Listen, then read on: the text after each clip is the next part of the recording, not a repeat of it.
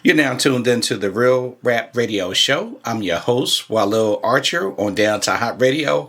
I'm a special guest today, Ruth Carr. How are you today? Pretty good, thank you. Awesome. Super excited to hear about your two books. Let the listeners know about your first book. The first one is called Polar Hole, Light in Europe's Clouds. It's about the shifting of the poles. If a new axis is formed and there's a polar hole, then the hole itself will have to migrate to the location of the new axis. And I'm just concerned that people can be killed because it's not going to be possible at the last minute for huge numbers of people to escape from the area of the new axis. So we need to plan ahead for what's to come. That's very interesting. Can you share more about it? What will be some of the steps you think people should do to plan ahead?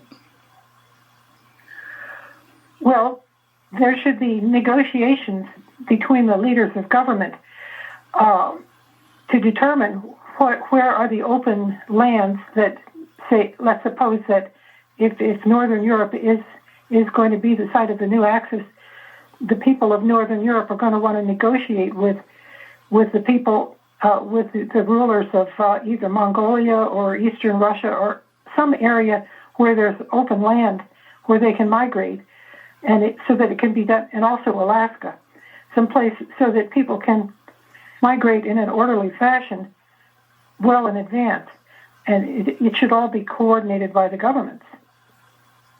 Okay, so what should be some of the steps that you think someone should maybe share with the government to maybe encourage them to start? Well, I suppose people should contact their elected representatives. I know that I've contacted mine in Maryland, but that's just one representative and two senators, and that's really not enough. That's not enough contact to arouse concern in the Congress. If citizens of 10 or 12 or 15 states were all contacting their representatives, you might begin to see some concern on the part of members of Congress. Okay. Now share with us about the book. What inspired you to write the book? Well, my first inspiration came from the book Edgar Cayce, The Sleeping Prophet. And not that I believe in psychic revelations, but there was a geologist who was consulted, and he confirmed that the prophecy for an axis shift was probably valid because the conditions are right. There's going to be a reversal of Earth's magnetic field in coming decades or centuries, depending upon whether another hot spot shows up in Indonesia. But at any rate, the reversal of the magnetic field is coming, and the new magnetic poles will be located in somewhat different areas from the present poles, which will cause the solar wind to strike those new poles and define a new axis.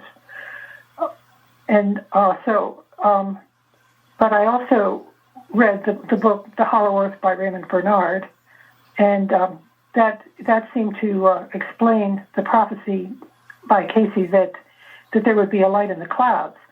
In other words, the Hollow Earth calls for a light inside the planet to shine through the polar holes in the axis shift. It'll shine up through the new hole and be seen by whoever happens to be caught in that spot. Putting those two books together, Edgar Cayce, The Sleeping Prophet, and The Hollow Earth, I was able to come up with a theory, or a working theory, which I tried to substantiate by reading geology texts, tried to find facts that would support the Hollow Earth theory and would support an imminent axis shift. So it's taken many years to really get the facts together, because no one source gives all the facts. unfortunately. Understood. And when writing this book, how long did it take you to write this book? Oh, probably about 4 or 5 months. But that's based on research that was done, in past years. I've done newsletters over the years, as well as I did 5 books in the 1980s, and I wrote a book around 2005, but it never got published. So I'm always drawing on past work that I've done, so I don't have to start from scratch. Okay, makes sense. And how many chapters does this book have? Okay, Polar Hole Light in Europe's Clouds has 12 chapters, and Tipping Point for a Hollow Earth has, let's see what it's got here.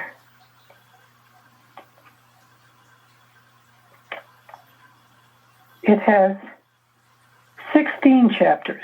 It's a longer book, and it has bigger pages, so that the pictures of the planets, which some of them show polar irregularities or polar light that could be coming from the interior. So the pictures are bigger in the second book, Tipping Point for a Hollow Earth, which recently was published by Dorian. Okay. And out of the 2 books, what would you say your most memorable chapter was when you was writing the books?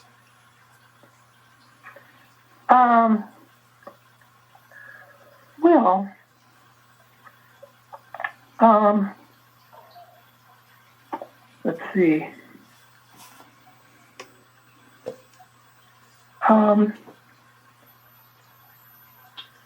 One of the chapters that I liked the best was where I imagined what the king of the world living in the interior would say to his chief henchman, and in discussing whether my work should be suppressed. In other words, I'm alleging there's a cover-up about the Hollow Earth and the coming polar shift, and in both of these books, I have a dialogue between a simulated dialogue between the king of the world and his chief henchman. The henchman wants me to be killed, and the king of the world is saying, "Oh, she's not going to accomplish anything anyway, so don't worry about it." So, I had the most fun writing that. Okay. Now, when you was writing a book, did you experience writer's block? And if so, how did you overcome it? Oh, that's a very good question. I experience, it's not exactly block. I just have a hard time deciding what's the best way to start. In my training as a journalist, I was taught that the beginning is very important. You've got to get the reader interested from the very first word, from the very first sentence. You've got to bring the reader in. And it's hard for me to decide what is the most compelling thing that can be said right at the beginning, And that's true for every chapter. The question is, what can I say at the beginning of this chapter that will make people want to read the whole thing, the whole chapter? Makes sense. Now, what would you like for people to take away from reading the books? I would like them to take away that that NASA has not supported the Hollow Earth theory openly, but NASA has provided a great deal of information that helps to support the Hollow Earth theory. For one thing, it was recently announced in the last summer. It was announced that NASA has detected a planet shaped like a collapsed football. And I think this really supports the hollow planet theory, because a hollow planet, if it's not rotating fast enough to maintain its hollow shape, it will collapse due to gravity. And yet there's no way to explain how a solid planet could wind up looking like a collapsed football. So this is, to me, strong evidence provided by NASA and reported by NPR. And then there are the photographs of Mars from August 4th, 1969, which appeared in at least 4 different books, in which the south polar light is on the night side, and it's identified in the books as being a polar ice cap, but it can't be ice if it's on the night side. It's got to be coming from the interior of the planet. So that's some of my strongest evidence. And once again, that's provided by NASA. They set this up. They had the pictures published. And so even though they didn't admit the significance of it, I'm saying I believe that this is NASA's effort to help us understand that Mars is hollow, which will help us to understand that Earth is hollow. Now, when writing these books, did you face any challenges? And if so, what were they?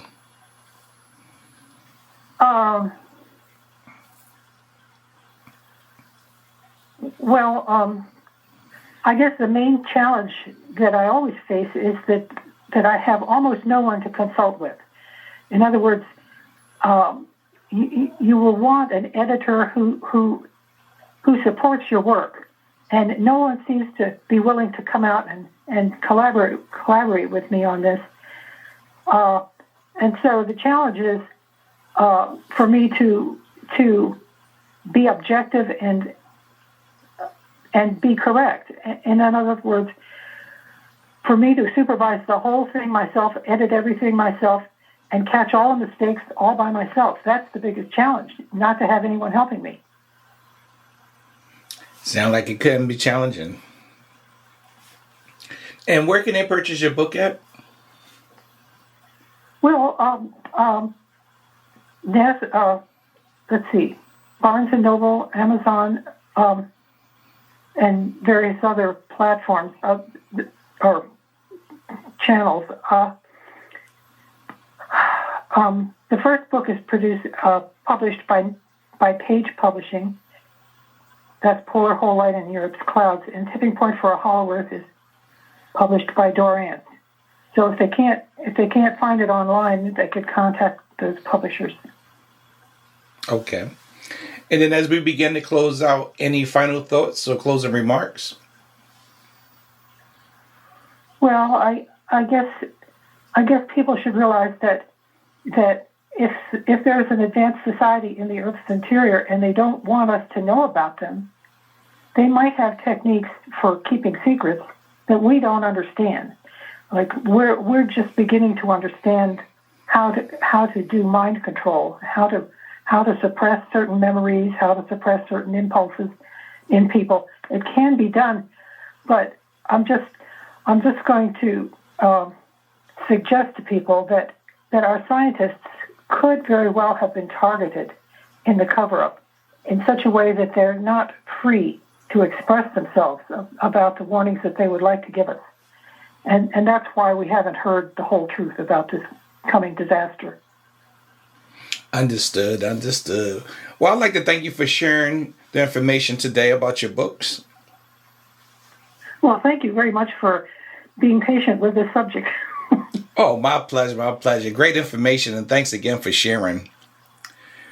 So that's my time today on the Real Rap Radio Show, and I'll see you guys next time on the Real Rap Radio Show with your host, Walil Archer, on Down to Hott Radio.